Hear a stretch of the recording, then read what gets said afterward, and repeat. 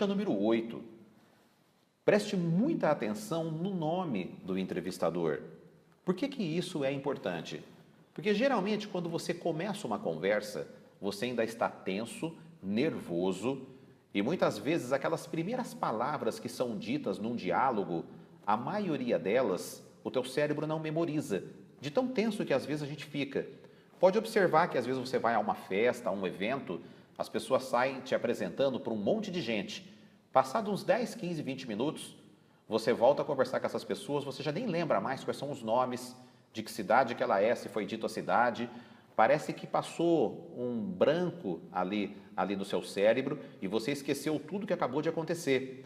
Então, como nós já estamos te orientando sobre isso, o nome da pessoa na hora da apresentação, ele jamais deve ser esquecido. E de preferência, se você puder saber o nome do seu entrevistador, com a secretária, com a recepcionista, mesmo antes de ser apresentado a ele, melhor ainda.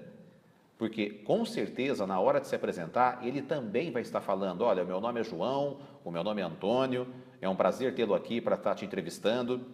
E aonde que entra a importância desse nome? É que durante a conversa, durante a entrevista, em alguns momentos, é muito interessante você citar o nome da pessoa. Isso significa que você está totalmente atento e que você está falando totalmente direcionado àquela pessoa. E por que falar o nome também tem um grau de importância muito grande? Porque, segundo os especialistas, o nome da pessoa é a coisa que mais agrada o ser humano em termos de ego, quando ele escuta o seu próprio nome vindo da boca de uma outra pessoa. Então, isso é mais uma questão psicológica, é uma questão que realmente, durante uma entrevista, faz a diferença. Só que vai a dica, evite repetir o nome do entrevistador o tempo inteiro. Olha, seu João, porque não sei o que lá, viu, seu João? Olha, seu João. Evite repetir o tempo todo, o exagero também não é positivo. Dica número 9. Seja sincero e objetivo nas respostas. O que é ser sincero e objetivo nas respostas? É quando o entrevistador te fizer uma pergunta, você ir direto ao ponto, sem ser seco. Por exemplo, você gosta de artes clássicas? Sim. Você gosta de trabalhar com planilha de cálculo? Gosto. Isso é ser objetivo ao extremo. E o que é ser não objetivo? É quando o entrevistador te pergunta assim, vamos ao exemplo, você gosta de trabalhar com números, com cálculos, com planilha? Nossa, tá aí, olha, seu João, uma coisa que eu gosto muito. No meu passado, quando eu comecei a fazer um curso de engenharia, pronto, isso prova o quanto você é enrolado para dar uma resposta. Você não vai ter tempo de ficar contando historinhas da sua vida. Então, a objetividade nessa hora conta muito.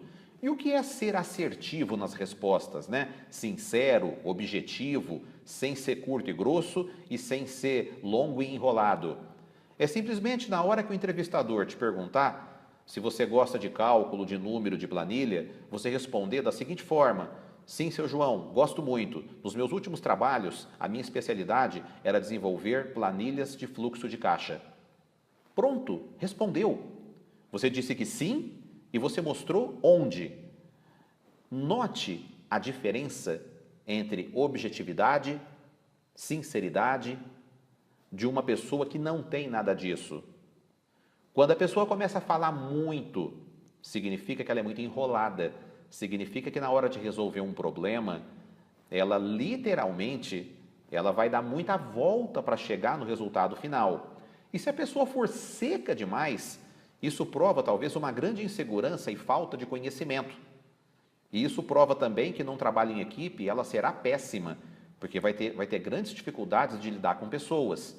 Então, olha, que uma dica de mostrar sinceridade e objetividade em resposta, ela pode literalmente te colocar dentro de uma empresa ou te desclassificar de uma entrevista de emprego. Dica número 10. Não critique chefes, colegas ou outras empresas pelas quais passou. Por que você não deve criticar um chefe, um colega, uma empresa? Porque se você está fazendo isso hoje para esse entrevistador, significa na cabeça dele que amanhã, a hora que você estiver na frente de uma outra empresa, de uma outra entrevista, você vai fazer a mesma coisa dessa empresa que você está hoje buscando um emprego. Então, as suas atitudes, elas refletem exatamente o caráter, a postura que você tem diante dos fatos ao longo da sua vida. Então, evite a crítica, evite conceitos negativos e, literalmente, nunca fale mal de pessoas. Dica número 11. Não procure mostrar outras qualidades senão as profissionais. Por que que isso é de brutal importância? Porque tem pessoas que, para conseguir um espaço de credibilidade, muitas vezes, pela falta de conhecimento na área que ele está sendo entrevistado, ele começa a explorar outros talentos que ele possui que não tem nada a ver com o cargo e com a função que ele está pleiteando. Então, muitas vezes ele vai falar do dom, do talento que ele tem nos esportes, do dom, no talento que ele tem de memorizar, por exemplo, nomes de países do mundo todo. Isso não prova nada na habilidade, muitas vezes, daquele cargo que ele está buscando. Então, evite entrar em assuntos que não são pertinentes ao conteúdo que você estiver buscando. Dica número 12. Se o entrevistador lhe oferecer um cigarro, não aceite. Está aí uma coisa que muitos testam o profissional naquela hora. Porque o fato de, às vezes, fumar durante uma entrevista prova o quanto que você não respeita a particularidade de alguém. Então, o cigarro, muitas vezes, ele vai provar o quanto você tem etiqueta, o quanto você tem educação para participar, às vezes, de um evento onde estarão outras empresas, outros chefes, outros gerentes, e de repente nesse encontro você saca do bolso um cigarro e começa a jogar fumaça na cara de todo mundo. O entrevistador geralmente ele faz o teste do cigarro para saber até que ponto, mesmo sabendo que você fuma, mas até que ponto você tem educação o suficiente para saber que naquele momento o cigarro não é pertinente. Número 13. Prepare-se para ser indagado sobre os seus pontos fortes e fracos. Vocês já observaram, para quem já participou de várias entrevistas, que uma das perguntas que geralmente é feita para um entrevistado é: qual que é o seu ponto forte? Qual que é o seu ponto fraco? E nessa hora, a grande maioria fica chupando o dedo, fica com aquela cara de meu Deus, que será isso? Fica com dúvida para responder. E aí fala assim: ponto forte? Ponto fraco? Nessa hora você tem que ser objetivo, sincero, assertivo nas respostas. E qual é a grande dica quando te fizerem essa pergunta? Antes de você ir para a entrevista, óbvio que tem que ser antes, analise o que realmente você tem de forte e o que você tem de fraco e procure colocar isso de uma forma sincera, objetiva, simples, na hora que ele te fizer a pergunta. Por exemplo, se te fizerem a pergunta: qual que é o seu ponto forte e qual é o seu ponto fraco? Olha, o meu ponto forte é que eu sou extremamente organizado, eu tenho um planejamento muito bom naquilo que eu faço, eu tenho início, meio, fim, trabalho com agenda, trabalho com um plano de metas, então eu considero, e a minha determinação, acima de tudo, ela acaba fazendo com que aquilo que eu me proponho a fazer me leve a bons resultados. Então, esse é meu ponto forte. Sou extremamente organizado em planejamento e na parte de execução. E o meu ponto fraco é que muitas vezes eu me considero impaciente. Eu me considero impaciente na hora que eu começo a perceber que as coisas não estão ficando realmente do jeito que eu quero.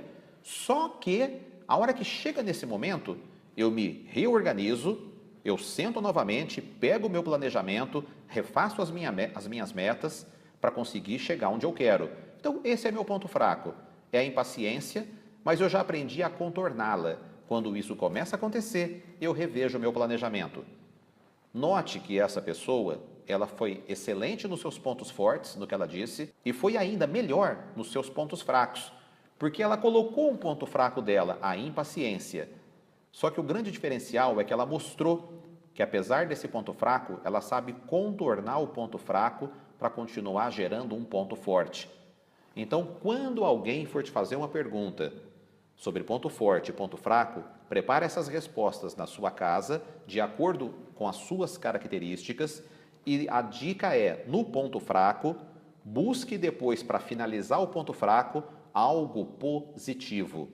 Fazendo isso, você vai dar uma das melhores respostas para aquele entrevistador, comparado muitas vezes aos seus concorrentes, que não terão esse preparo e muito menos essas dicas. 14ª dica. Na despedida, sorria e aperte novamente a mão do entrevistador.